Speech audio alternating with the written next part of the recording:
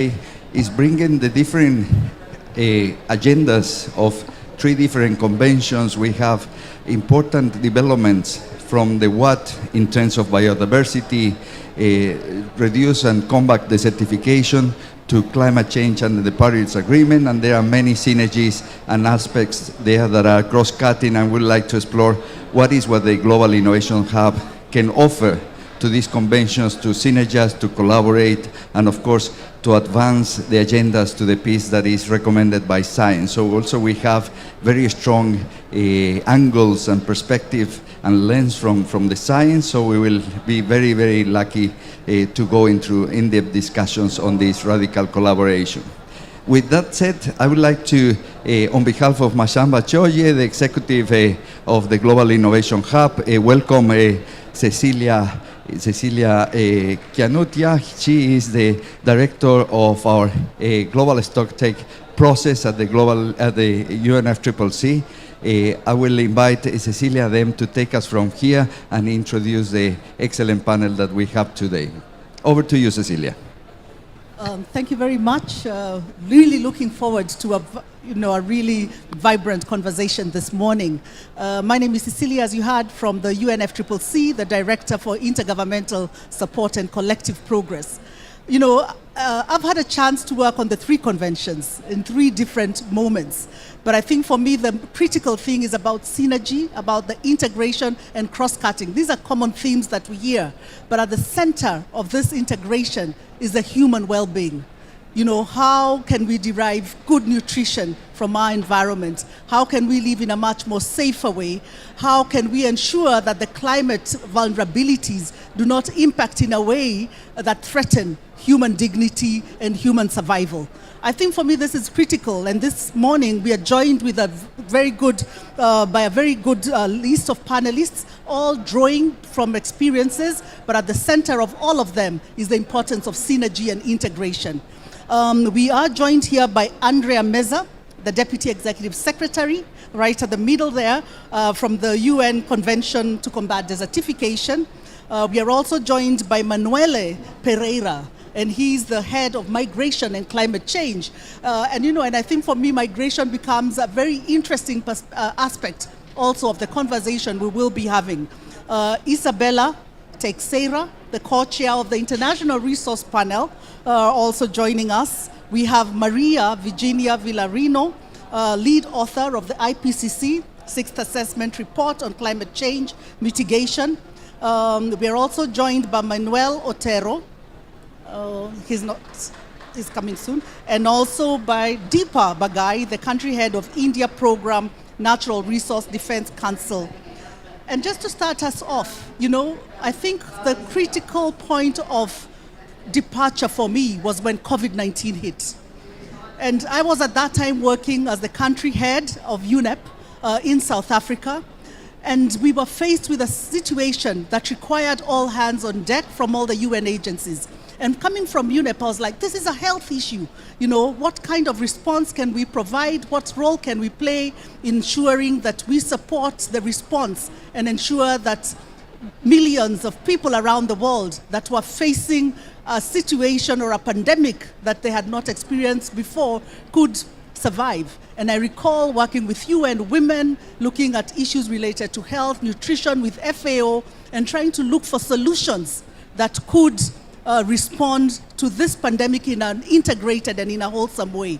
And it dawned on me in that way that integrated approaches and synergies are inevitable.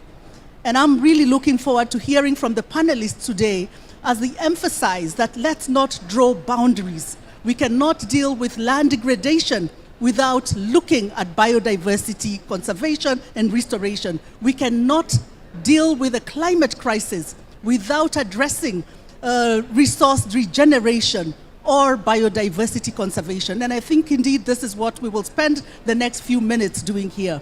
So I would like to start with you, Andrea, and I would like you to tell us what opportunities and challenges you see in the 3 conventions that increase the opportunities for collaboration in terms of satisfying the core human needs in a way that is aligned to the objectives of the 3 conventions and the SDGs, and emphasizing where you see innovation playing a role in terms of this synergies. Thank you. Good morning, and it is really an honor and my pleasure to be here and sharing with this wonderful, in this wonderful panel. We need to understand that we're really talking about our development model. It is not about an environmental issue standalone. It's about bringing together a new development model that respects the boundaries of this planet. And we know, we are clear, science is telling us, there are certain boundaries that we need to respect in different areas. And it's about understanding how can we also engage all those vulnerable communities that are out there. So it's about understanding that we need to come and start analyzing what are the economic model, what are the investments that are needed in infrastructure, what are the investments that are needed in the different sectors, but with this coherent and unified vision. And I think that this is where this potential collaboration of the three conventions can really become a reality if we have a unified plan. Because at the end, when we're talking about the transformation that we need to do to achieve the 1.5 goal, we need to understand that it will be within one country, one territory. It's not about a territory for the land convention, the territory for biodiversity convention, and the territory for climate convention. No, everything will happen in the same country, in the same territory. And we need then to come and see that if we want to be effective in this transformation, it has to be economy-wide. To take the different sectors, agriculture, water, transport, industry, energy, everything, and start doing this plan, integrated plan, with short, medium, and long-term actions, because we need to start now. Even if we have a goal for 2050 or for 2030, which is almost tomorrow, everything needs to be and start being implemented now.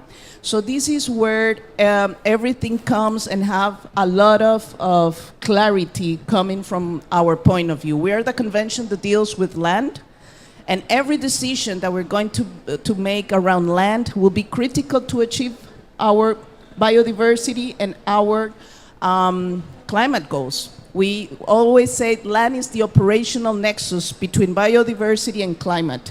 So it's so critical to continue protecting ecosystems, to restore those ecosystems and land that is degraded, and it will be the way also to guarantee water and food security. And this is becoming a big issue, very related with migration as well. If we take a look of what is going on in different areas of the world, you will see that it starts with this land degradation, then we will have drought, people loses their livelihoods, and then they will move, of course, like every one of us will do if we don't have the right to have food or water or whatever essential need if it is not covered. So I think that it's bringing the vision, clear goals, integrated, have it integrated plans. We cannot be talking again like with silos on the NDCs, NBC NAPs, the NAPs, and also the land degradation neutrality goal. We need to put it together, and it's not these plans separated from the development plans of the country. We need to have also this integrated, and this is why whole of a government approach with the planning ministries, with the finance ministries, with the sectorial ministries, it's so clear. And the other component, of course, it's whole of society approach, because everything also happens when the society is engaged and clear, and it's supporting the vision as well, because politicians, they will pass, some better or not too aligned with the vision will come, but if you have also a robust society that it is looking forward and guaranteeing that, then we will have better chances to be effective. Thank you. No, thank you very much, Andrea, for those points. Indeed, a whole of society approach, integrated planning being central, but also being inclusive are excellent. But you mentioned a very important aspect of this, and it goes to an issue that, again, when humanity is faced by it, when communities migrate due to climate-related induced migration, it's a new issue that is coming up in terms of policy. How can we address this, and what innovations can you share with us that where migration has been Thank you, dealt with? Cecilia, Yeah. and good morning to my colleagues and to everyone in the audience. Let me make 2 points.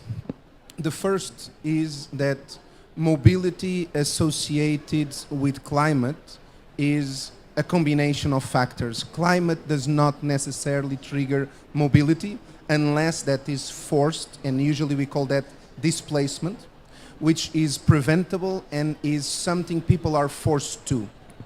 Mobility migration is a choice, and is a choice based on a combination of social economical factors and opportunities. Climate is an exacerbator or a trigger to make a decision because the living conditions or resources people have demand that they make a radical, many times, transformation.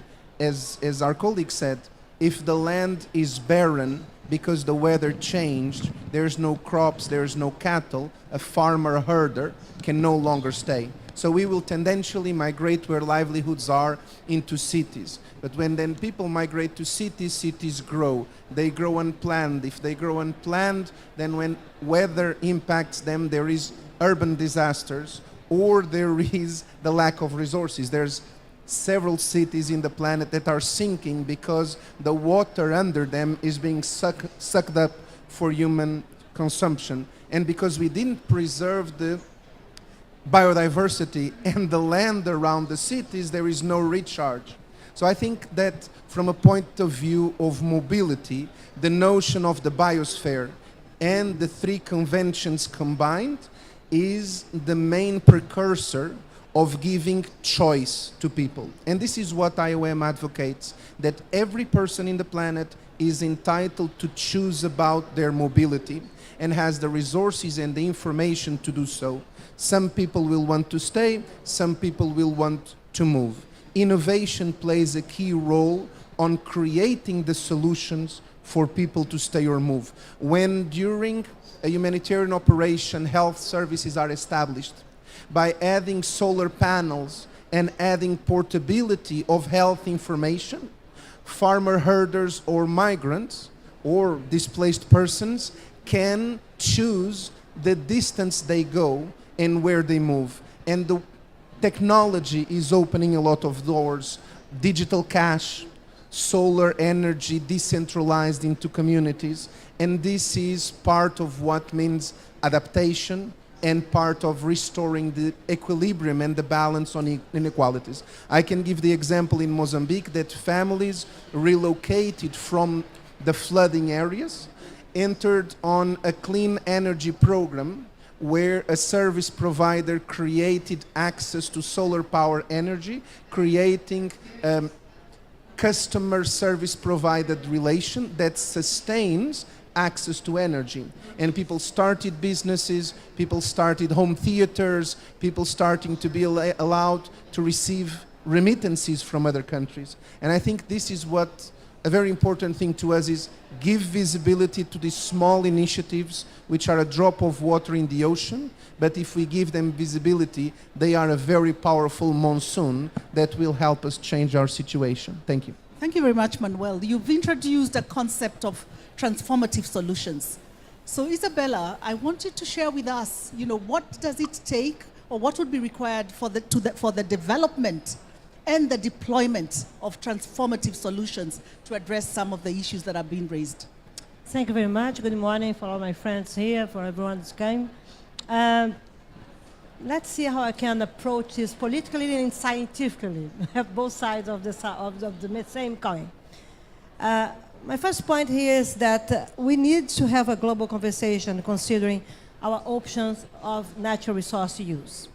People must understand this natural resource is touchable, tangible, and there is no availability of natural resource by 2060 to attend the demands of the humankind. We need to change now. And this conversation is so important because if you want to have a bridge to link the 3 conventions and also to deal with the planetary dimension, the political planetary dimension, because this is new also, it's not a global one, it's planetary, it's new. Okay, we need to understand the role of the science, the political role of the science, as pandemic shows us as a spoiler. The humankind, we wait for the scientists to give us the vaccine. And it will stop the world. Nature will stop the world. We need to understand this. The power to stop the world is not the big players, the big superpower countries. It's nature.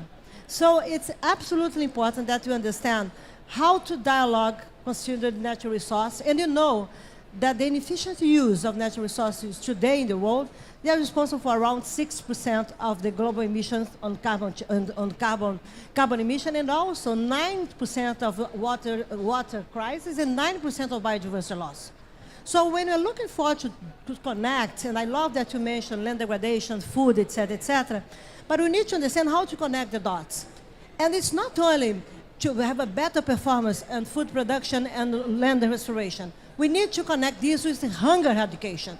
If we want to go into the critical problems in the world, for emerging and developing countries, we need to understand the role of the food producers countries around the world, to come together, not only for food security, but also to address the nutrition, but to make sure that we can provide solutions to go against hunger in this world. This is how climate could put pressure, a good pressure, to solve hunger. It's absolutely critical that we can understand how we should move on. And for this, we need a new approach to consider natural resource. My last point, because we don't have much time.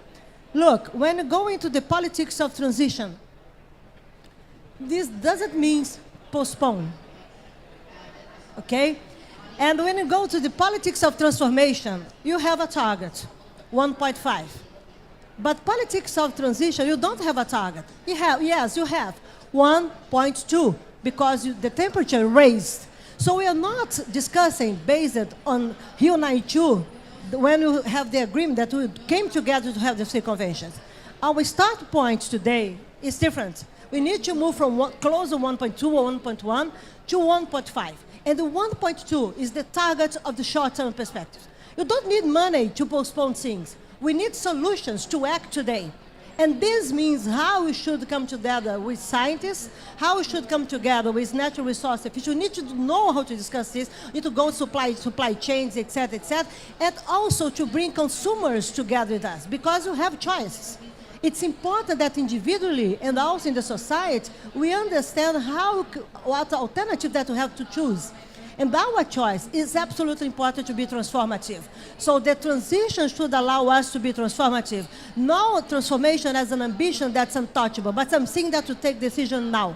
So based on our experience in International Resource Panel, we are looking forward to coming to connect the three panels, to come together, IPCC, IPBS, and IRP, to come together with science, to make sure that you can discuss, for example, the choices that people will take or not for migration.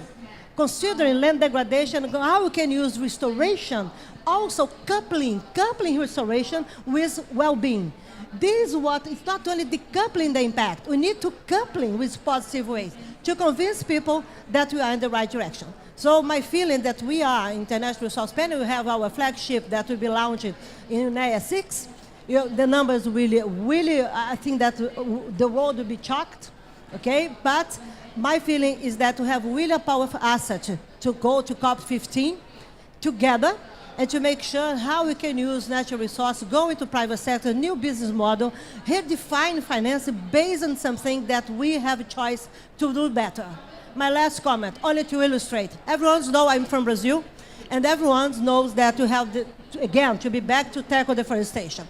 And we used to have international pressure against livestock in Brazil. We are important meat producers for the world. Okay, but what nobody knows is that 75% of meat consumption in Brazil, they are under responsibility of Brazilians. So Brazilian, the ones that want to eat meat, must eat meat without deforestation. This means national choice, not international, to answer international pressure. We need to convince Brazilians that it's important for our society well-being to have choice in the right direction. This is a good example to show how sometimes we take pictures in wrong way to convince nationally and subnationally to convince people to come together. And for us, UNEP, UNCCD, we need to convince people to go with that, to come with us based on action and hope, not more based on threats.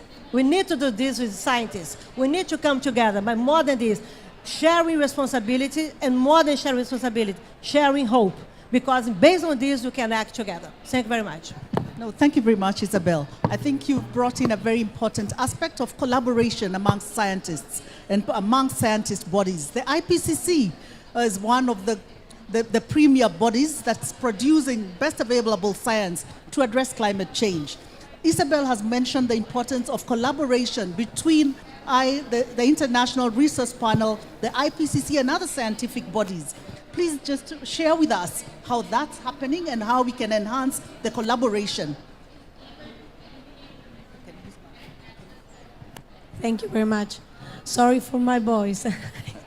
I keep it short so you don't suffer with me.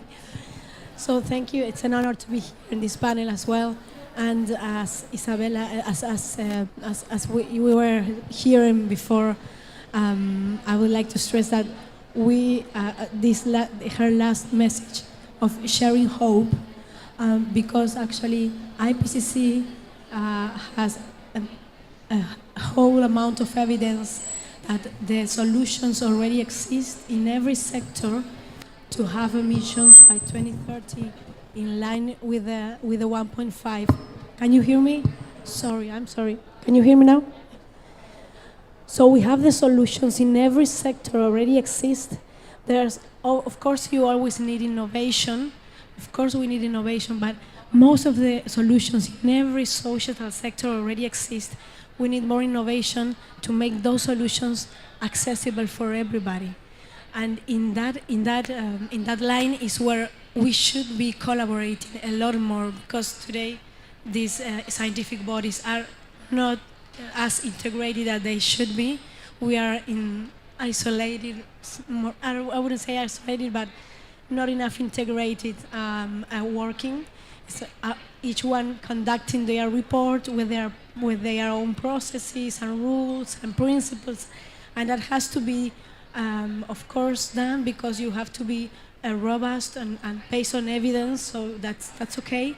But then we could work a lot of much more together to communicate those scientific findings, because most of the information the evidence that we already gathered is not being available in a proper way for decision makers. It's more in a scientific language for scientists and not for the people that have to make decisions. And you were saying people has to know very clear, very concrete what their decisions, daily based decisions, the impacts of those decisions in climate, in nature, in land. And we have that information. It's a profound amount of evidence, but it's not well communicated.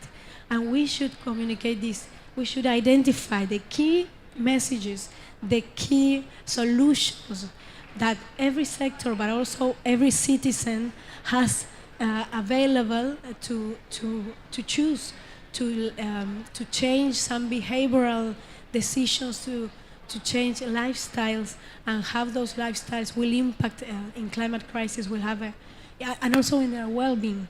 And I think that the communication is never enough. IPCC has been doing a lot of effort in the last reports to improve the communication, in a better language, in a language that gets to the people, but it's never enough. People is really not aware of the concrete solutions and that are there and how you can impact in your everyday decisions. And that has to be a common work. It's not only one body or one organization delivering these messages. No, thank you very much, Maria. And welcome Manuel Otero. He's the Executive Secretary of the Inter-American Institute for Cooperation and Agriculture. And you've joined us as a very great time, because we will now want to hear from you how sustainable food systems and agri-food systems can contribute to ensuring the synergy between the three conventions. and which innovations are emerging within the agri-food system that you could share with us? Good morning, everyone. And first of all, thank you for the invitation. I lead a regional organization committed with systemic agriculture and rural development. Let me first of all share with you some general diagnosis and some sort of contradiction. The Americas, from US up to Chile, including all Caribbean countries, Central American, Andean ones, and obviously Mercosur countries, represent the most important exporting food region all over the world. At the same time, we are suffering an increasing level of food insecurity. How come? It's impossible to accept that. It's impossible. Let me defend the notion that agriculture in general terms is doing rather well, and I have to defend the small farmers. We have to keep small farmers in rural areas. In most of the cases, they are isolated. They are not receiving enough prices. And more importantly, they are not receiving the technology they need. The scientific and technology institutions were born during the last century. We need to reshape that. We need new approaches in terms of innovation, but not just technology innovation. We need institutional innovation, financial innovation, social innovation, including the small farmers to be actors of the technology they need. On top of that, they need new approaches of extension, trying to take advantage of the benefits from digital technologies. This is really very important. My main message is that we strongly believe in a knowledge-intensive agriculture with a human face. We need more women. We need young people in order to be included in this transformation process. But above all, we need the farmers in the rural areas. I am concerned with the increasing amount of mega cities that requires 6,000 tons of food per day, which is unbelievable. We need new balance between rural and urban areas, building bridges between both parts of the society. In any event, we need farmers that be protagonists of this new time. We have 16.5 million of small farmers that should have to receive this new technology, new credits in order to speed up the transformation of food systems. So for us, this is a very important moment in which personally I am convinced that for having environmental sustainability, we don't have to forget in food and nutrition security. Thank you. No, thank you very much. I think you brought us to an important point, and that's about scaling up innovations. Deeper, would like you to share with us, how can we go to scale? What's required to scale up some of these transformative solutions? Thank you very much, Cecilia. And thank you to the panelists for the excellent suggestions and the excellent points that have been made. I think the answer to your question actually lies a little bit in what each of the panelists have already said. The key word that has come again and again from everyone is transformation. But where does that transformation actually happen? Where does the science come into that transformation? Where does the sensitive use of resources come in? Where do people who have to go from one place to another, how do they come in? How do food systems come in? How do we deal with nature? How do we deal with the resources that we have in a way that is sensitive and yet can become something that can change the lives not of individuals, not of communities, but of entire nations and of the entire world. That today is our critical challenge. So I just want to take us to a place, a small village in India, to a small village household in India, where science, technology, finance, and policy come together and change that one household. How does that one household change? 2 solar panels, 2 light bulbs which work on that, 1 small solar pump which helps them to produce sustainable vegetable farming, a system of agriculture which allows them to sustain and nourish themselves. And then this gets multiplied. That whole village becomes what we call a Haryali Gram. Haryali in India is green. So the green village becomes one green village, and then it multiplies into 100 green villages, and it becomes a green state. And the government of India then decides that this will become a national program. So it's not a national program that comes from top down. A lot of governments love to announce big programs. They come here, they say many things. We all together say many things here. We go back to our countries, we go back to our cities, we go back to our villages, and we think it's business as usual because the announcements were made at COP. We will give some sort of report, we will give an NDC, we will give something. The government will sometimes say, okay, let's get some data and put it there because there's some accountability. Accountability has to be in the heart. And where does that beating heart come? In India, it comes in our villages. Once every village in India becomes this, and once the synergy that you were saying, when the borders are broken, when it becomes something where it goes to a level where that one family, that one woman gets a new lease of life from the innovations that Carlos has been talking about, that this innovation hub has been showing us the way of just looking differently at solutions, which science tells us how to do. But they have to be implemented on the ground and then scaled up little by little to a point that an individual action, a family action, a village action can become a movement. And it is this movement that we are looking to create. And that is where the scaling up happens. So if 100 villages in India become Haryali Gram, the CO2 emission it saves is so dramatic.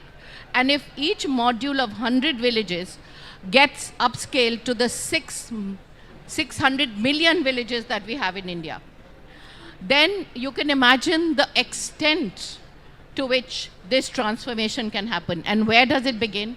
It begins with one family, it begins with distributed rural energy. It begins with that worship to the sun, which we say is part of our culture.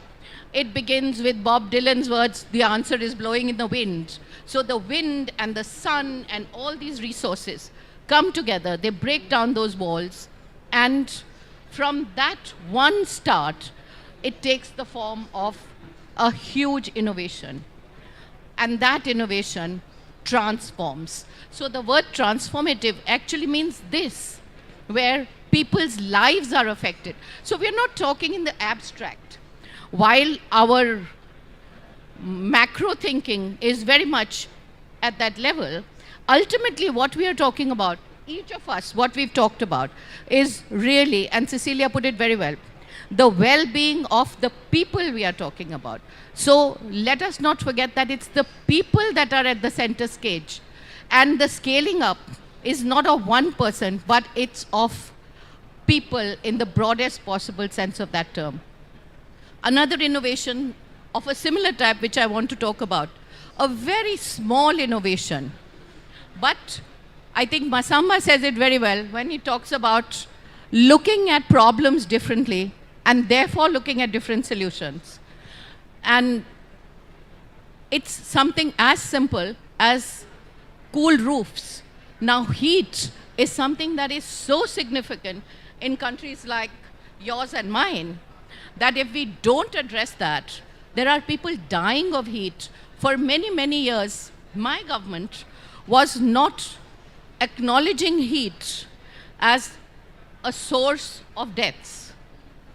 People were dying of heat, but a heat wave was not considered a natural disaster.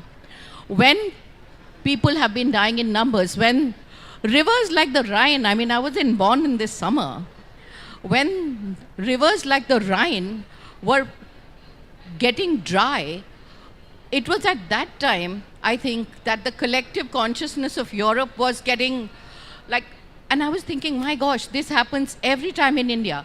At one point, there's a flood and people are washed away, and the next season, there's a drought, and people have nothing to eat. So food systems don't know how to respond, shelter systems don't know how to respond, but the small change we make by providing something called a cool roof, a small innovation, changes lives of people, leads them to be in a situation of thermal comfort, increases their productivity dramatically. And if one city does it, create something which we call a heat action plan, where people respond to that in a way that their thermal comfort, the city's response to heat, gets organized. It's a very simple solution, but if 100 cities do that, that's when scaling up happens. And that's when the government of India takes that as a national policy. Then a country of 1.2 billion gets affected by it. So that's the kind of innovation and that's the kind of scaling up that we are all looking for, based on science, based on technology, based on a regard for natural resources, sustainable food systems, and that's where the change happens. So thank you so much, Cecilia. No, thank you very much, Deepa, for bringing this to life.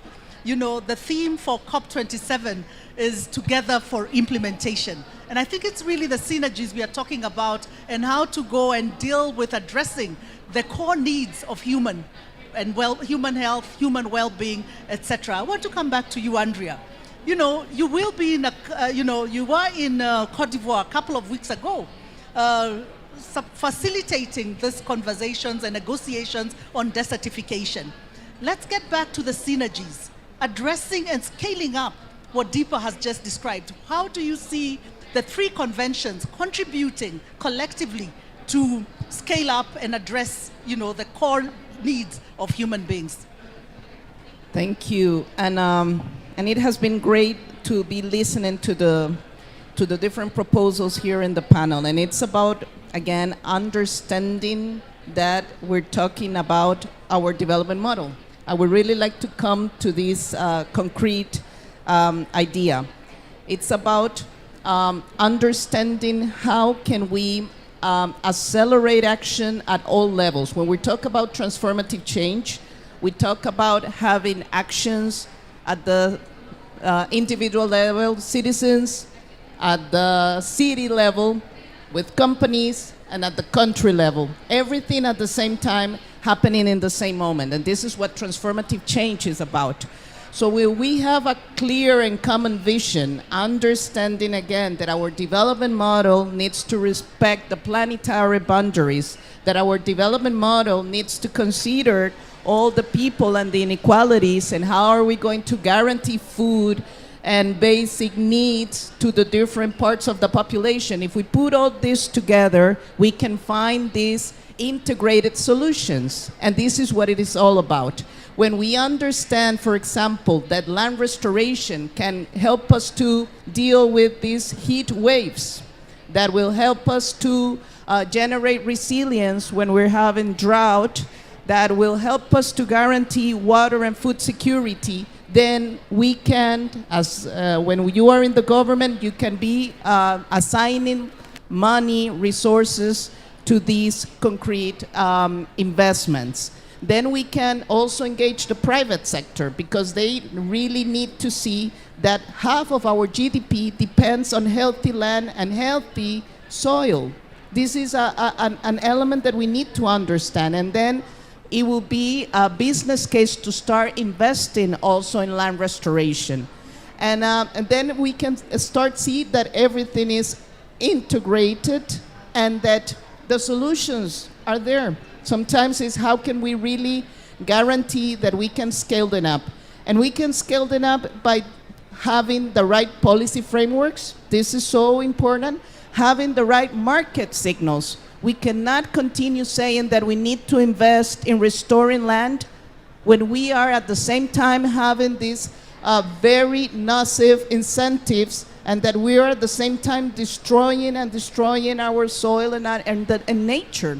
And this is where the farmers and the transformation of the food systems needs to happen now, because we need to be coherent, we need to be aligned, and it's about changing everything at the same time, and also helping these communities, all these very nice examples that we have, and we will be identifying, giving support for this transformation. But this requires common vision, common goals, coherence in the policy frameworks, clear signal markets, and then this, what we have been saying, this radical collaboration. And this is why it's so important that the three Rio Conventions continue working together, integrated plans, and helping the countries having this common vision. No, thank you very much. Thanks so very much, Andrea. We are talking about transformative solutions to address the key needs of humanity, and you were able to demonstrate to us in real terms. I want to go back to Izabella and Maria. We talk about best available science, and that best available science should inspire the deployment, the development of innovative and transformative solutions. So just reflecting on what we've just heard from India, I'd just like to hear how the two of you, IRP, IPCC, can play a role in enhancing those synergies and responding to the needs of our communities. It's an excellent point. It's so provocative. We are coming together. The three scientific panels, we are coming together. Okay? And this is really not easy.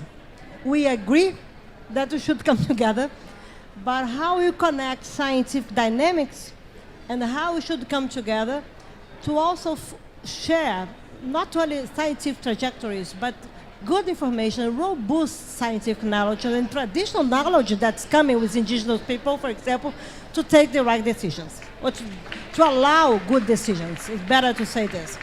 What I think that we need to understand as scientists, that we need to understand the role of innovation, how innovation will help us, okay, to deliver well-being in the way that you can use less resource and you can be less vulnerable, and understand better how nature indeed matters and how nature also includes people, because nature try to bring everyone together.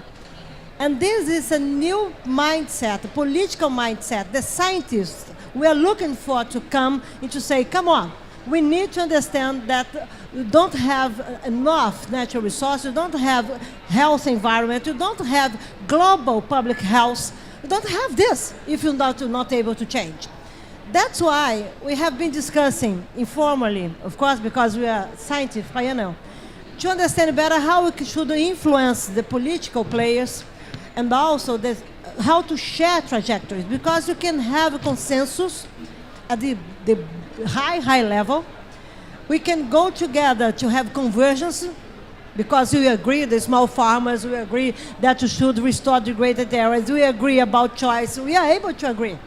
But we are not able to share trajectories, because you have diversity, and cultural diversity, political diversity. When you go into democracy, for example, we have a diversity of choice.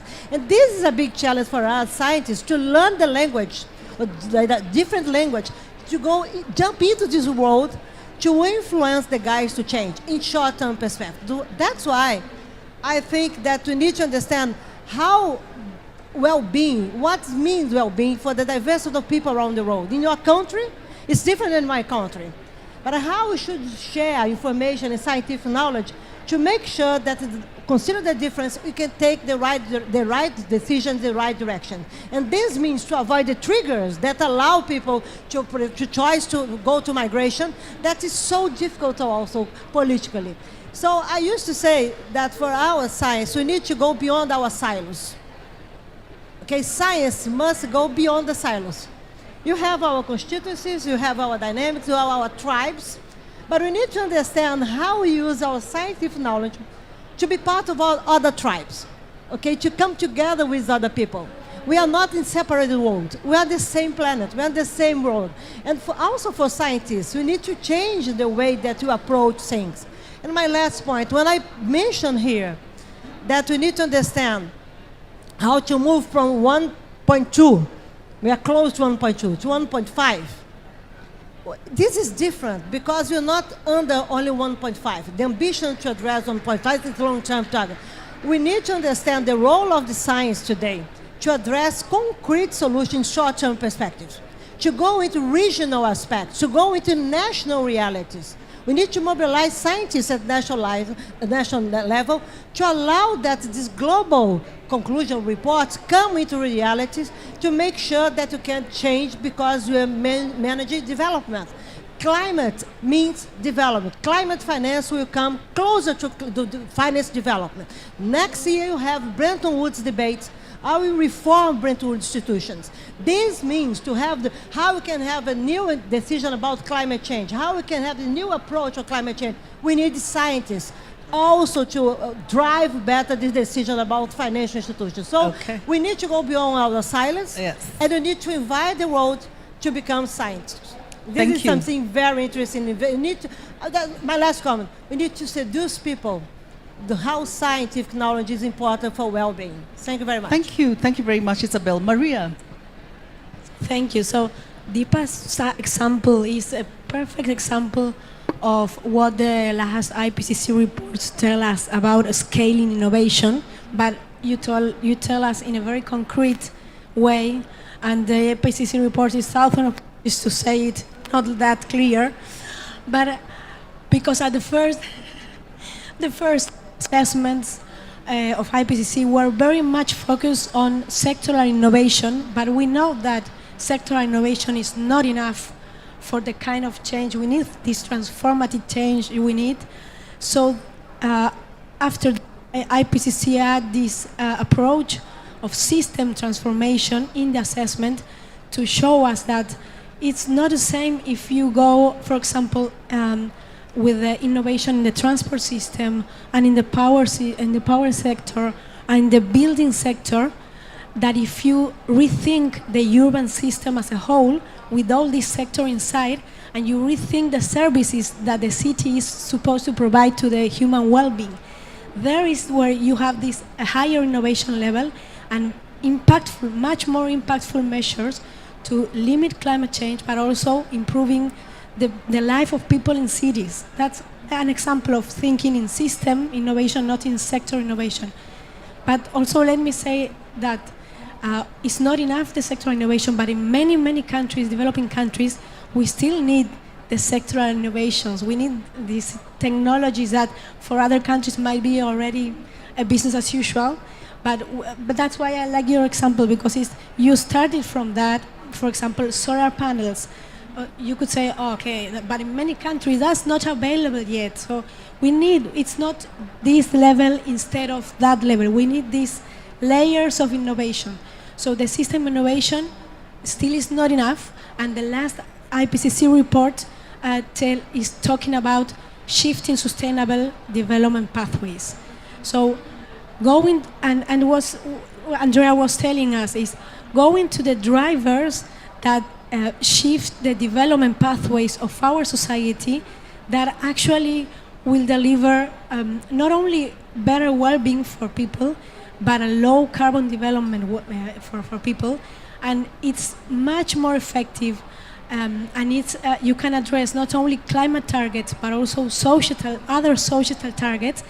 If you, instead of just looking system by system, urban system, I don't know, food system, if we look the fundamental drivers that make our economies, our societies go in one direction or in another, there's much more space for action. Looking at the sustainable pathways of our societies, the IPCC says broadens the options, the mitigation options, but also adaptation options. And as I said before, it has a lot of much more co-benefits addressing climate change with SDGs in this way. So your example reflects, I think it's a very great example of how the science has also been supporting these different innovation levels. And at the end is the well-being of people. So it's also the last, this is the last one, the last report of IPCC has a special approach on demand-side measures and the very important role of lifestyle and behavioral change in not only for mitigating climate change, but for our well-being as well. And these demand-side measures that were assessed in the last report has the potential to reduce global emissions between 40 to 70% by 2050, at the same time delivering well-being for all of us. So this is very important, and thank you that you bring it to a concrete example. Manuel, you spoke about the importance of placing smallholder farmers at the center of the value chains in order for us to experience the transformative change. I will be leaving, and he'll be taking over the moderation because I have to go for the closing of the global stocktake. But I just want you to share with us, how can this happen? Let me give you, thank you for the question. Let me give you 5 ideas of transformation of food systems, putting farmers at the center. First of all, we need a new approach in terms of associativism and cooperativism. Farmers isolated will be the variable of adjustment, and they are already disappearing, in which large-scale operations are prevailing. So we need to review the legal frameworks at the national levels and defend the notion of cooperativism. Second idea, we need long-term policies, obviously with an intersectoral approaches based on pro-nature and defending the notion of sustainable productivity intensification, empowering rural farmers. Related to this point, we need new strategy for rural development and putting the local communities at the center of these strategies. Understanding that one size doesn't fit all, and we need to recognize the heterogeneity of this situation. Fourth, in the agendas for science and innovation, bioeconomy is something very important. We are not paying enough attention to the huge biomass we are leaving on the land, and we could transform this biomass in new products, which could be a new impetus to the rural areas. So we defend the notion of bioeconomy. And last but not least, based upon digital technologies, we should have to make huge investments for promoting connectivity and training all rural actors in order to become rural natives and to spread up extension, health matters, to give a new life for rural areas. Thank you. Thank you so much. On behalf of Cecilia, and we have the privilege to close this session. We don't have much time, but it's a fantastic panel. I think a common message is that we are talking about a development agenda. It's an integrated development agenda that has different components. We have the opportunity to move from the what that established the SDGs, the climate agenda goals, the desertification, the prevention of desertification convention, and the biodiversity, to move from this what to a how. This is the time for implementation, and radical collaboration is much needed. And I think the message is clear. We cannot separate biodiversity, climate change, land management from our planet Earth, putting the human beings in the center. We are looking to have 10 billion flourishing life that are requiring the right measures today to benefit on this positive agenda of tomorrow.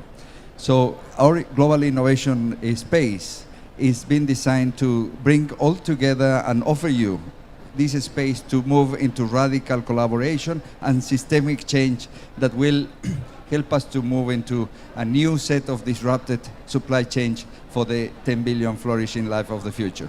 Thank you so much. It's been a pleasure to have you here. Thank you all.